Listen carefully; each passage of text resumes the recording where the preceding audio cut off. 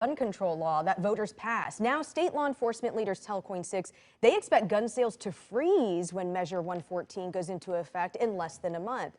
This comes as the backlog of background checks doubles to more than 24,000 since last week, according to numbers from the Oregon State Police. So our Brandon Thompson asking some tough questions about this backlog. And I guess the important question, why did gun sales have to stop then, Brandon?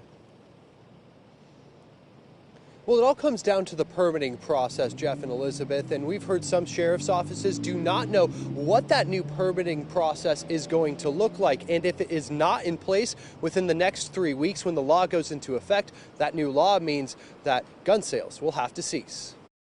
With more than a week after voters approved Measure 114, and that's been applauded by so many different groups. The clock is ticking to implement the new permitting system when the law goes into effect on December 8th. But the Oregon State Sheriff's Association is skeptical, saying, quote, "We believe that all firearm sales by dealers at gun shows and most private transfers other than to a close relative in Oregon will immediately stop. Some law enforcement agencies do not know what to expect with the added requirement of a training course on top of the background check to secure a permit." However, McKenna with Lift Every Voice Oregon says the process should be familiar.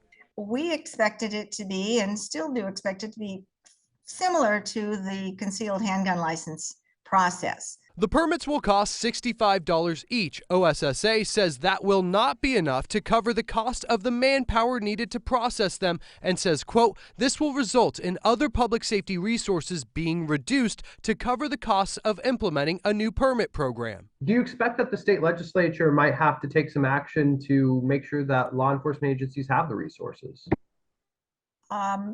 Sure. We think that there may be some upfront costs that need to be funded. If a permitting process is not in place in less than 3 weeks, gun sales will halt because of the law. That and the other aspects leads OSSA to say it is, quote, "confident that there will be legal challenges to the measure to test whether or not this measure is constitutional." McKenna says the U.S. Supreme Court is on their side.